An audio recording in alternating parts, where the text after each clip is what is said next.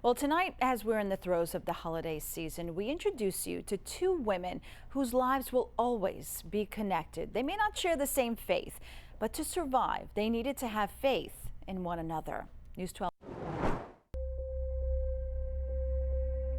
This is a garden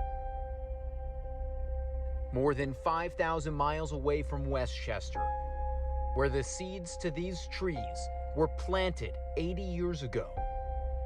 In decisions made by a group of people who threw caution to the wind to put their lives on the line for strangers desperate for help because they were being hunted.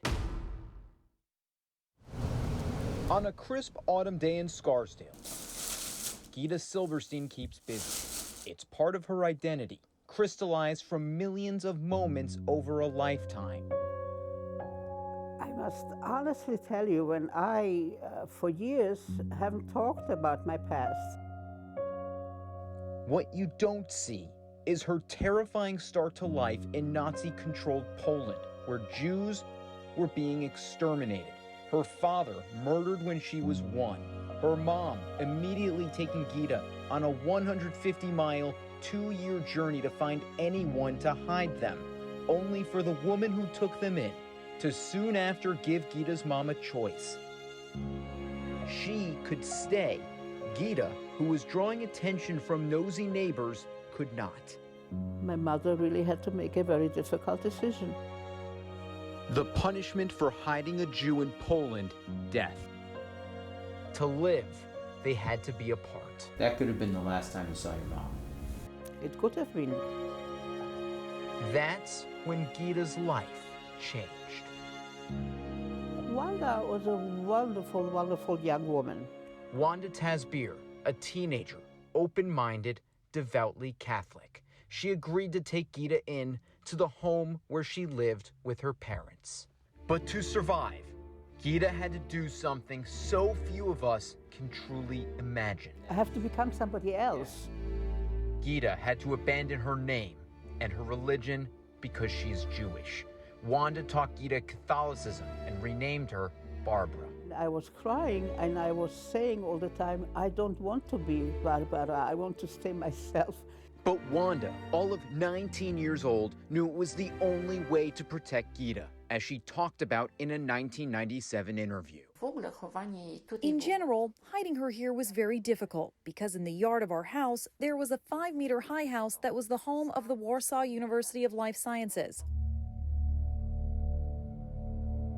Nazis swarmed that building and the streets surrounding Wanda's home.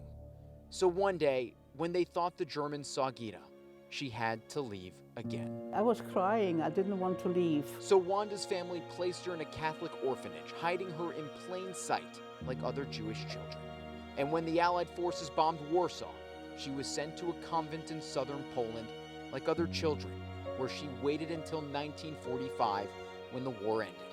Gitta and her mom were then reunited. You think Wanda saved your life? Definitely. Eventually, life moved forward. Gitta's mom remarried. They bounced around Europe and Israel. Gitta became a doctor, eventually moving to Westchester.